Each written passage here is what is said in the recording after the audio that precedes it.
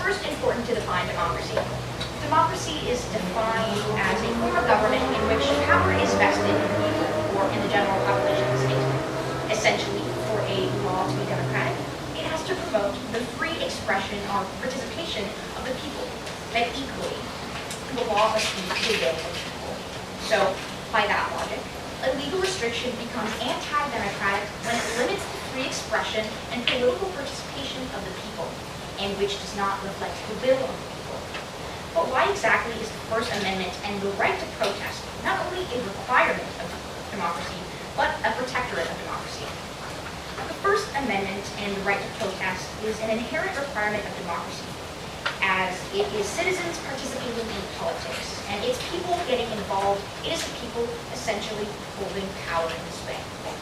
And as for the second question, the First Amendment itself is the main reason why America's democracy has survived as long as it has. Even when faced with obstacles, free speech allows for us to check back.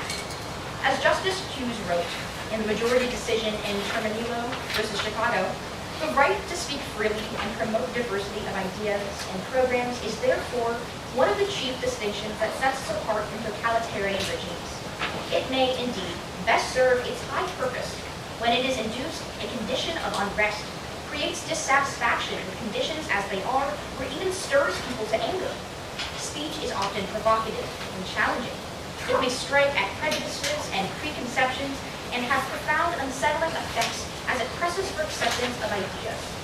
Protest and free speech is essential to democracy because it keeps us in check. It allows us to hold our opinions and laws up to the light and ask ourselves, what is justice? How do we promote equality? And what do we, the people, as a democratic institution, want for ourselves? With that established, it is clear to see that contemporary legal restrictions on protesting are anti-democratic. So, let's start with a recent example I'm sure everyone here is aware of. Mahmoud Khalid, a student at Columbia University, was detained and arrested for, as Donald Trump describes, undemocratic behavior. Khalid, however, a permanent resident of the U.S., is being threatened with deportation for exercising his constitutional and democratic right to protest. You might be asking yourself, is this legal? And unfortunately, the answer is yes. Trump, late January, signed an executive order giving himself the power to, and I quote, to persecute, remove, or otherwise hold to account the perpetrators of unlawful anti-Semitic harassment. A single man has the power to use force, detain and deport any protester he deems violent and anti-democratic, and he has done exactly that. Now on to our second contention. We find inherently that executive orders are anti-democratic. They go against the very idea that the people should have power. This clear legal restriction proves anti-democratic as it limits the free expression and political participation of the people by limiting protest, a key hallmark of democracy. It's also anti-democratic for another reason. Though executive orders are constitutional, it goes against the essence of democracy. It is one individual dictating the law for an entire nation of 333 million people. For something to be anti-democratic, it has to, number one, limit democratic rights of people, which would establish protest, and the First Amendment is, but it also has to be an opinion or a law that does not consult the people on what they want. And Donald Trump, or any president for that matter, signing into effect an executive order which does not need the approval of Congress, does not need the approval of the people, is inherently anti-democratic. For these reasons, I ask that you vote for the affirmative. Thank you.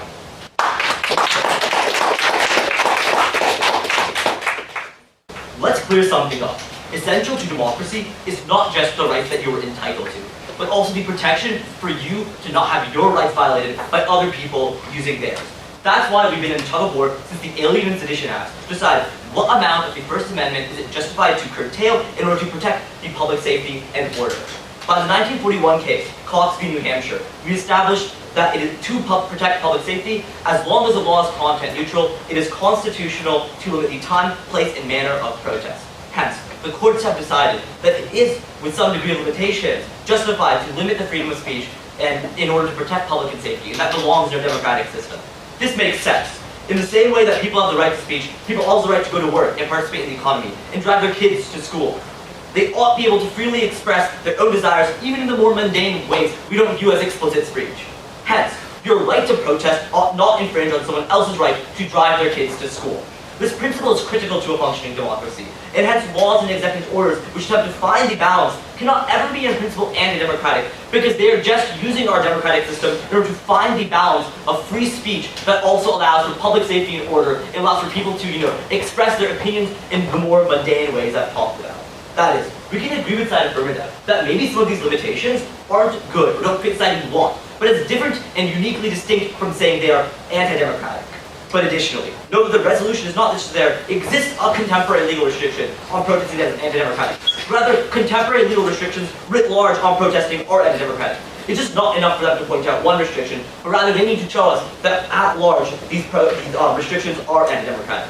Let me give you an example of such a restriction which affirmatively helps protect democratic values. States like Tennessee and Utah have, in the last 5 years, introduced laws that prevent unreasonable interruptions to the legislative process. These prevent things like Jan 6 from happening on local scales by increasing punishments for protesters who come in and try to overturn the legislative process by force and by yelling over these processes from happening. Adding stronger punishment and more direct avenues for prosecuting people who interrupt the democratic legislative process of people who are elected by their constituents to create laws for the people is democratic and protects those democratic values for the country, even though it might limit the ways in which they can protest during these assemblies. Hence, we think that it is important to protect a democratic system from anti-democratic attempts to influence state policy by force, or the fear of force, the pressure of force, through violence, or at least protests that are sort of threatening them. For example, when people yell over people trying to talk in a legislative assembly, they are silencing those people and limiting their ability to speak too. So it is okay to curtail, their freedom of speech to protect someone else's freedom of speech and ability to engage this process, especially people who are put there by democratic processes. Now, let's talk about their case. They first give us this framing on what is anti-democratic, right? They tell us that, look, for laws to be democratic, it ought to promote the free expression or participation of the people.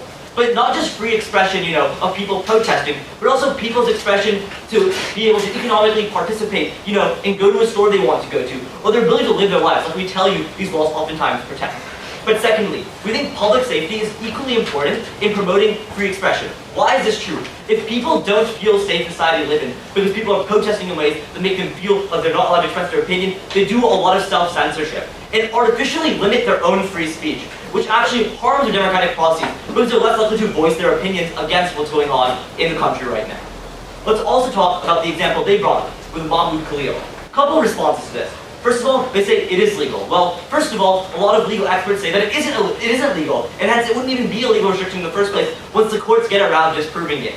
Right? Just like it was mentioned, in the beginning speeches, a lot of times these executive orders are being basically spammed out in order to circumvent the legal process, but that doesn't mean they are legal, right? And they, in the end, through the court system, will get overturned. Note crucially, right, that a judge has already stopped the deportation of Mahmoud Khalil, which suggests that judges are amenable, right, to the fact that these restrictions in the arrest of Mahmoud Khalil is not legitimate. But additionally, let's look at the wording of the executive order. The executive order says verbatim, it shall be the policy of the United States to combat anti-Semitism vigorously, using all available and appropriate legal tools to prosecute, remove, or otherwise hold to account the perpetrators of unlawful anti-Semitic harassment and violence. All this is saying is we ought already enforce the laws that exist in the status quo. It's not adding any new restrictions. So what Trump is doing, with his policies and trying to connect illegal action to the executive order isn't necessarily connected to the actual words of the law, which is important to note. Additionally, let's look at the law that they're actually citing that Mahmoud, I'm out of time. But anyway, the law that they're saying Khalil is violated isn't even something violated. He did not provide material support to Hamas, and therefore it's very unlikely that he's actually going to get prosecuted. So proud to negate.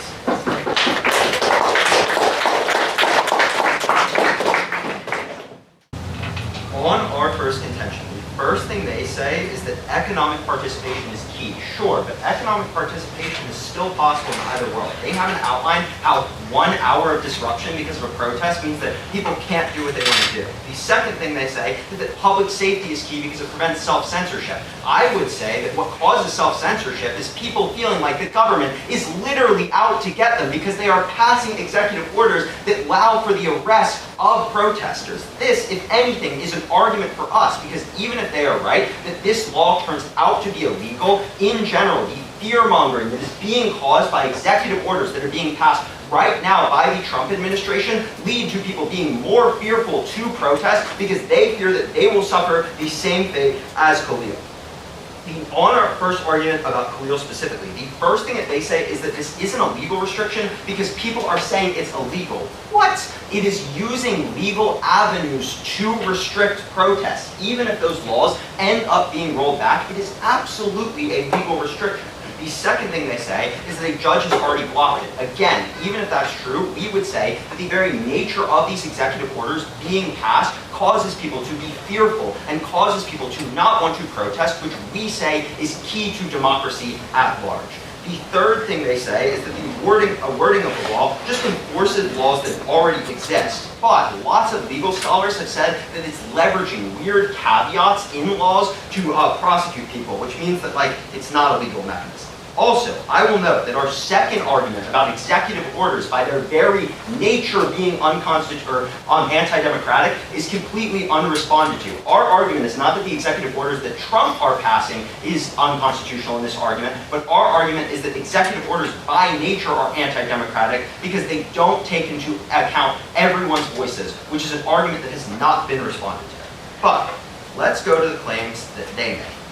The first thing they say is that executive orders and legal restrictions are about striking a balance between security and freedom. But we say that right now, that balance is all out of whack, and it's not going to get better anytime soon. That's because, like we talked about, Trump has been spamming executive orders that threaten people's ability to assemble freely.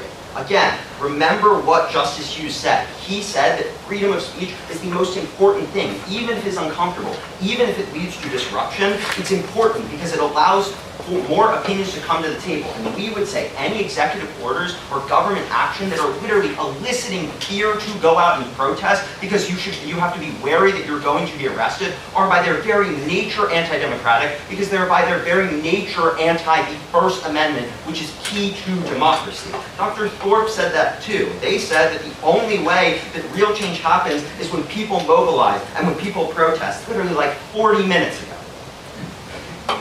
The next thing that they say is about the January 6th protests and about how some legal restrictions are really good because they create security. This is a really bad example because executive orders, which are legal actions, are currently being passed right now to roll back and free January 6th protesters. If anything, we would say that if executive orders can be passed, which we are saying are anti-democratic by their very nature, which go against laws that are agreed upon by the vast majority of Americans, then obviously they're anti-democratic by nature.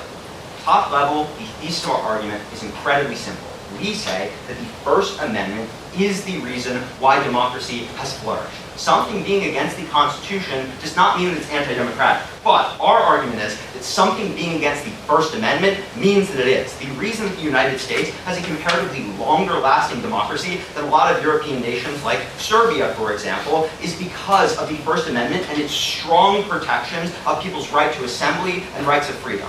When executive orders are passed, which literally cause people to be fearful to go out and protest, and also literally stop people from protesting by arresting them, they go against the First Amendment. That's why we believe that if we win that a single legal action has in some way violated the First Amendment or made people more fearful to expressions, then you have to affirm because that means that contemporary legal restrictions are anti-democratic.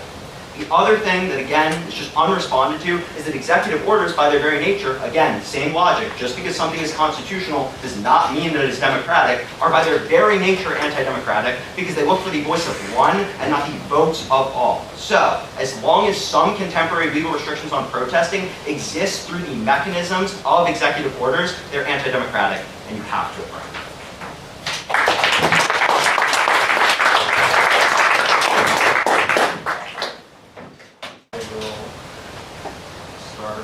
Right now. So I'm going to talk about executive orders because that's the thing that they've been harping on for a lot of their MD speech. So ultimately, they say that executive orders are undemocratic because they include the idea of reflecting the will of just one person rather than the will of all. Civics lesson. Executive orders aren't just the president doing whatever they want. Executive orders are the president enforcing the law that Congress passes. People vote for Congress, people vote for their congressman and senator. They vote for a president as well. So the idea that like it's just one person enforcing the law, and because of that it's anti-democratic, that's not the case at all. Like a president isn't a dictator, because number one, they're actually elected by the people, which is inherently democratic, and number two, they're enforcing laws that Congress has passed. Congress, again, is elected by the people. So ultimately, this whole idea that like executive orders are just inherently anti-democratic, it just doesn't make any sense. It's like, again, it's just it's the president who is elected executing the laws which Congress has passed, and Congress again is elected. So now, like they say that like executive orders are being spammed. They only give you the example of one executive order. Now, I just like to go into that in a little bit more detail. So the executive order that they mentioned. That's okay. Thank you. So the executive order that they mentioned, let me actually read the text for you verbatim, because they just give you the idea that the president is just going to be enforcing whatever he wants. The president is actually enforcing the law Congress has passed, again, as we've said. It shall be the policy of the United States to combat anti-Semitism vigorously using all available and appropriate legal tools. Legal tools, which are things that Congress provides. And again, it is to prosecute, remove, or otherwise hold to account perpetrators of unlawful anti-Semitic harassment and violence. Yes, who passes laws? Congress, it's not the president. The idea that the president can just decide, oh, you're doing unlawful anti-democratic stuff because I have just determined that that's the case. That's just not how it works. What's happening is that if Muhammad Khalil was actually convicted of perpetrating unlawful anti-Semitic behavior, then this would apply. But ultimately, Muhammad Khalil isn't even going to get deported at all, and I can give you pretty solid evidence using the actual law that they're likely to charge Muhammad Khalil with. I'm just getting to the messy.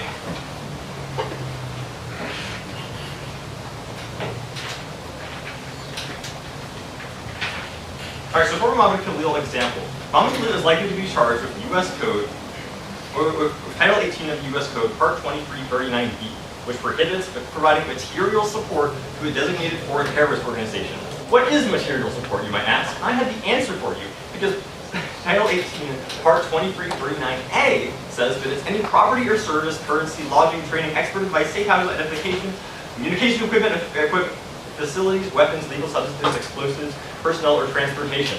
What's the bottom line? Khalil isn't going to jail because none of these charges are actually going to stick with him. What's likely going to happen is that just like the judge has blocked his deportation, they're just not going to allow him to be deported at all. He's going to be found not guilty, and it's not going to discourage anyone. No one's going to be afraid of getting deported because this is going to make an example out of the Trump administration that are not going to be effectively doing this. All right, now on the subject of so ultimately, the idea that they just need to give you one example of a legal restriction that's anti-democratic to win this round is kind of absurd. Ultimately, the vast majority of legal restrictions that are happening right now, they are democratic, and they are promoting democracy. As we've mentioned, the examples of state-level the example of state-level laws that are responding to January 6th and trying to prevent a January 6th from happening under local level, they don't really respond to it. They just say, oh, well, it's really bad because executive orders are happening right now. I would challenge them to give an example of an executive order that is actually trying to skirt the law, not just enforcing the law that Congress has actually passed. Because if they're going to make the claim that legal restrictions are anti-democratic, they should actually be mentioning specific legal restrictions. And we have already rebutted the only example they have actually provided. Here are a lot of examples of legal restrictions that are democratic and promoting democracy. So for instance, in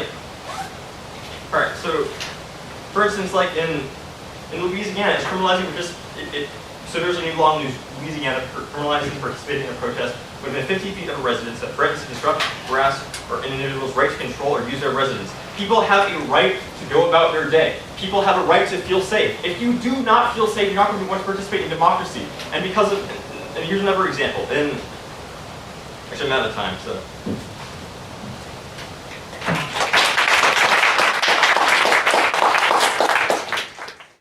Our argument is twofold, and it rests on a very important thing. not everything that is constitutional is democratic. They are not mutually exclusive.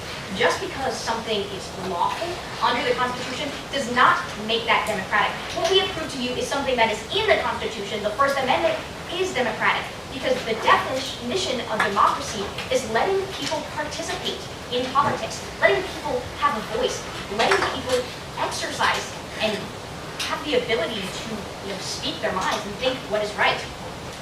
I'll again reiterate that executive orders themselves are anti-democratic, right? So even if you are acting on the will of Congress, an executive order has a lot of wiggle room, as we can see with whatever the will is that is passed by Congress. Donald Trump specifically, not exclusively to him, but Donald Trump specifically is using the power of the executive order to curtail the democratic process. He is making sure that whatever he says, whatever he wants is law. And as we said, just because it says in the Constitution that an executive can pass an executive order does not mean that it is democratic. Let's go on. All that we have to prove, and I know my opponents mentioned that was untrue, but all we have to prove is the most recent example of a law that is legal in the United States, a contemporary law, is anti-democratic. And we have given you a law from January 30th of this year that is anti-democratic. That is as contemporary as you can get. That law is anti-democratic. That is all we have to prove. All we also have to prove is executive orders themselves. If you were to ignore the rest of my argument, executive orders themselves, and this executive order specifically prevents people from wanting to protest. My opponent can say, no, it's not going to stop people from protesting. It's not going to stop people from getting detained or deported. But that's not true. We already exist in a climate where immigrants are so scared of getting deported and the negative consequences of Donald Trump currently being in office that seeing and even hearing about this threat of being deported because they're protesting is enough to stop them from going out there and protesting. And stopping anyone in any way from protesting is essentially anti-democratic. For these reasons, I ask that you vote in the affirmative.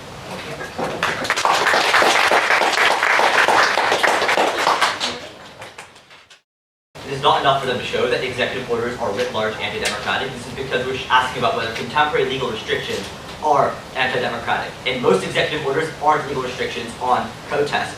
Only one is. In comparison, there have been 49 laws passed in the last 5 years that restrict protest in democratic ways. I named you an example of 2 that protect people's rights. I'm gonna name you 2 more. The Ohio mass laws have been used to basically prevent, move it from a misdemeanor to a felony when someone does an unlawful act in the form of protest. This has been used to target far-right groups like the KKK who do their protesting in mass and make it harder for them also to agitate and infiltrate protests that are left-leaning. These are democratic because they make sure that people's views are protected and also that people don't get misrepresented in what they're pushing for. Secondly, think about the car laws. Basically, there's limited civil liability for drivers who injure protesters if they are escaping protesters and are feared for their lives. Think about like a mother who's driving their kid home from school and they're surrounded by protesters and they get scared because they read a news story about how these protests can get violent and they try to reverse and escape the protest. In the status quo, without this law, this mother could be prosecuted if they accidentally hit a protester who gets in their way by accident. Comparatively, once this law was passed, this mother is protected from civil liability, which makes it a lot easier for her to protect her child, and protect not just her child, but her right to life and her child's right to life. There are more values in democracy than just speech and protest. There are the rights to live your life in peace, live your life in stability, do mundane things like drive your kids to school or go shop where you want. They say this is not important. If someone blocks your ability to shop at a store for 1 hour, it's not that big of a deal. We would say, yes, it is. What does any of these democratic values matter if you just cannot live a peaceful life? That's why we care about these values in the first place. And that's why these restrictions are so important. So don't let them frame as the only thing important is these executive orders. Just because they are in the news right now, we need to think about the laws writ large. Think about what the Professor Johnson said before, right? There's so many laws happening that we don't get to sit and think about the ones that have happened just a couple of months ago. And that is exactly what's happening in this debate round. They're trying to drown out the discussion with specifically one executive order when there are literally 50 laws being passed. That's only 2% of the restrictions. They're saying it's enough to basically paint all the restrictions as anti-democratic. And I just don't think that's fair, and neither should y'all. We think on net, at large, these restrictions have protected American lives and made it more safe writ large, because they make sure our protests are safe from agitators who wear masks and try to infiltrate protests and basically harm them. They make sure parents can drive their kids safely to work, and they make sure that on net we're able to live our lives in peace. I'm so proud of Finegold. All right, so we have the results, and this was an incredibly close debate. Of all of the debates, the public margin in terms of movement and actual persuasion was 0.07%. Incredibly close. Winning the public vote by that slim margin was CMU.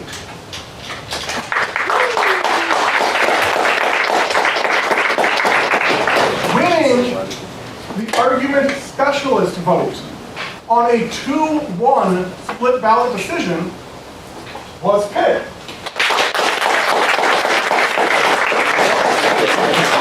And winning the topic expert vote and the event on a 2-1 decision was Pitt.